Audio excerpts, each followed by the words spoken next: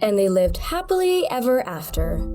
And then the princess rode into the sunset with Prince Charming to live the perfect life she's always dreamed of, with her perfect husband and have perfect children. The end. Or, my parents are getting a divorce, Sarah said after being quiet the entire dinner. Oh, I'm so sorry. Mine got divorced 2 years ago. It's always tough at the beginning, but I promise it gets better. Yeah, plus you get 2 Christmases with more gifts from 2 parents. And if you're lucky and they hate each other enough, they'll compete over who can give you the better gift. Laura smiled. I just sat there listening to them all. Most of my friends were raised by single moms, and some of my aunts were single moms as well, with no trace of their husbands. I just couldn't help thinking about their happily ever after.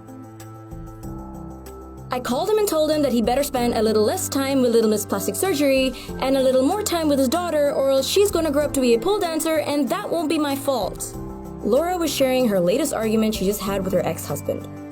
It can be pretty hard to hear these stories, and Laura's not the only one. Karen just filed for a divorce too. It's such a huge change from before they got married. They're so mean to each other now. You have to see how they were at the beginning. They were the perfect couple. Now, they deliberately hurt and torment each other as much as possible. Me, on the other hand, it's never happening. I've seen what it can do to you, and there's no way I'd put myself through that. The girls keep asking me when I'm gonna meet my Prince Charming and get married. For what? So that I can go through what their parents went through, what my aunts went through, and what they're going through? It's so weird to hear them talk so much trash about their husband and then turn to me and ask me, what about you? When are you gonna find someone to make an honest woman out of you? No thanks, it's never happening to me. I get up to go to work the next day feeling a little bit groggy from the night before. I don't know why they insisted on meeting in the week when they know we're gonna be drinking barrels of wine. I couldn't stop thinking about coffee when I opened the office door and hit something on the way in. Ow! The door exclaimed. Appearing behind the door was a pretty good-looking guy. He looked kind of like Eric from The Little Mermaid. I am so sorry, he said to me. And then I realized I just hit Prince Eric with the door. Oh gosh, no, I am so sorry. I didn't mean to hit you. I didn't even see you. Oh, no. It's not your fault. I'm new here and I didn't realize the door went the other way. I'm so clumsy. No, you're not. I'm so clumsy, I said, and then we both laughed. Well, don't worry about it. I was wondering how I was going to introduce myself to people here. I'm glad I found a unique solution. I wouldn't recommend it. You may have a concussion by the end of the day, forget everyone's names, and then you'll have to relearn them all over again. It's a vicious cycle. He chuckled at me and said, good point. I'm Steven, by the way. I'm Alice. 6 months later, we got drunk at the office party and made out. It was so much fun hanging out with him. He was funny, a total gentleman, handsome, and had a way of speaking with people that he would make friends anywhere he went. At first, we hid our relationship at work, and that made it more exciting. We'd sneak looks at each other across the room and hid in the supply closet for a quick kiss. It was just so much fun. And when people found out we were dating, it was still fun and amazing to be with him. A year after we dated, we were sitting on our balcony drinking wine, talking about life and love and everything when he asked me, "Hey, my mom's in town. Wanna go to dinner with us?" I was taken a bit by surprise. Yeah, sure, I guess. He smiled and took a sip. You know, no pressure or anything, but you're gonna be the first girl to ever meet her. Wow, really? What was wrong with your other girlfriends? He laughed and answered, Nothing, actually. My mom means the world to me, so I always believe that the first girl I ever bring home to meet her should be the last. Maybe I'm just old-fashioned that way. You think about that stuff? Of course! We've been together for a year now. I've had the best time with you. I could totally imagine spending the rest of my life with you. I've always wanted the whole 9 yards, though. Marriage, kids, white picket fence, yelling after our grandkids from the rocking chair on the porch when I'm old and wrinkly. And then he asked me, "What about you? Do you ever see yourself getting married? I took a long sip from my glass and contemplated how I was going to answer him. I haven't had the best examples around me of a happy marriage, to be honest. I mean, sure, my parents stayed together, but most of my aunts and friends' parents either went through brutal divorces or the men just abandoned the family. 2 of my close friends now are going through the same thing. I've seen what it's like from the beginning of the relationship to even after the divorce papers are signed. It's hard to believe in the sanctity of marriage after seeing that. He contemplated what I just said for what felt like the longest minute of my life. Finally, he took a deep breath and said, "My dad was a jerk, but I've always wanted a family. I want a big family that I can raise and love and be there for, like my father wasn't." And then he looked at me. People get divorced because they give up so easily. Of course, marriage can be work, but if you're with the right person, you can work through anything. I've never seen that in anyone else but you. You are my right person. I see my future in your eyes, in your smile, and in the air around you. We can get through anything. 2 years later, he set up a romantic dinner on our balcony. There were candles everywhere. The sky was so clear you could see so many stars. And then the man of my dreams got down on one knee and proposed. Everything was perfect.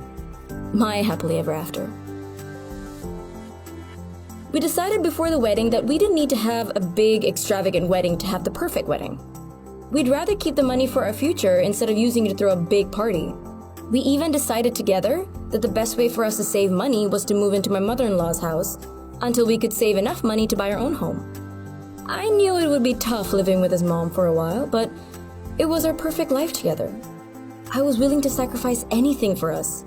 And when the wedding day came, I thought, this is it. I'm getting my fairy tale happily ever after.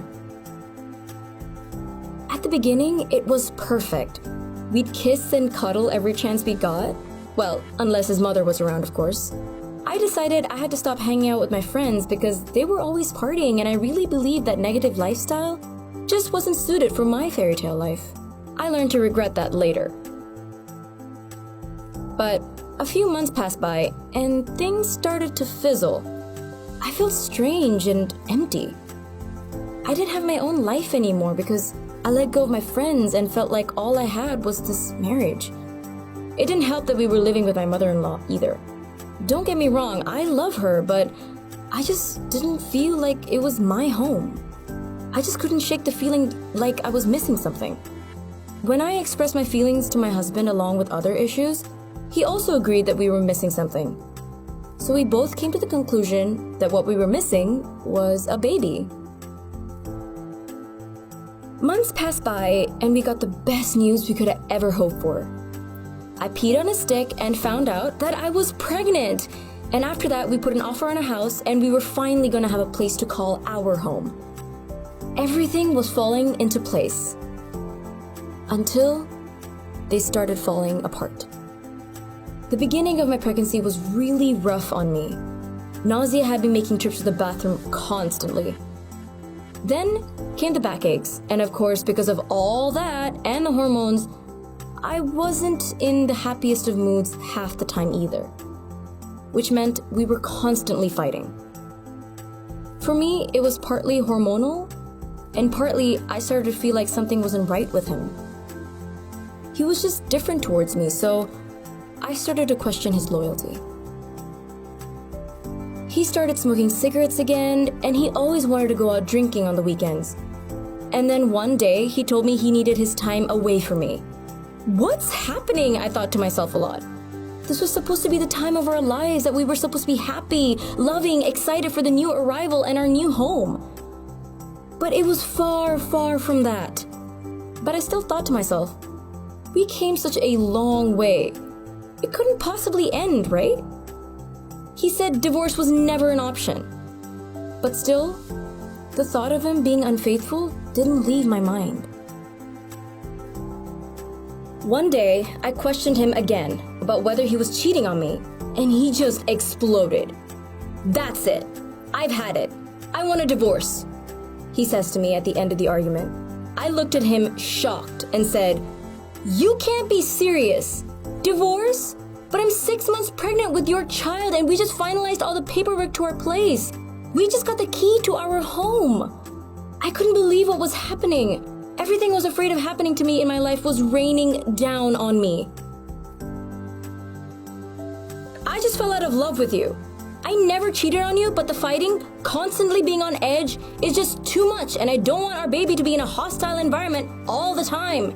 This won't work, he said. Hostile? We've never even gotten physical. And if you didn't cheat on me, we can work on this. I told him. I begged him to reconsider. I wanted our family together, but none of it mattered. His decision was made, and there was nothing I could do about it. So, I had no choice but to move back with my parents. And just when I thought things couldn't get any worse, my baby was born too soon. I guess the amount of stress was unbearable even for such a little one. I lay in the hospital bed after they took him away, tears streaming down my face. Look at me. There I was, miserable, angry, and broken. I was so angry with myself. I was angry at the thought that I could have done more to save my marriage. I was angry at him for giving up on us so easily when he once said I was the right person and together we can work through anything. I was angry that I let myself fall for it. And that's when the depression came. I was so depressed that I couldn't breastfeed my own newborn son. He was hungry because of me. I would just feel sad and helpless all of the time. One day, I stood over the crib looking at him, and that's when it hit me. I can't let myself rot away. I had another little life to care for now. I had no choice but to push through. So I told myself every day, everything gets better. Everything seems so bad now, but with each passing day, I will keep crawling out of the hole. I just kept repeating that to myself over and over again, day after day. Everything gets better. Everything gets better. Everything gets better. There were some tough days that I really needed help to get through. So, that's when I made the decision to get help. I spoke to my doctor about what I was going through, and she let me know that postpartum depression is a serious matter and was glad I spoke out. Most women harbor it because they're ashamed that they can't be good moms. I get it. I went through it. But there's nothing wrong with asking for help. With counseling, I was able to see the brighter side of things. No matter how bad things get, things will always get better. Carry that mindset with you all the time. Let go of the hate, worrying, and negativity. Stay positive. It can be hard, but achieving that can bring you so much happiness. It's been a whole year since that night ending in divorce. I have come a long way. And I can say things are much brighter. Although it's not the story I pictured for myself, I'm happy with it. My son's dad and I are getting along better now than we were when we were together. As for my happily ever after, well, I guess I'll just have to run off into the sunset with my son, because he's the only prince in my eyes.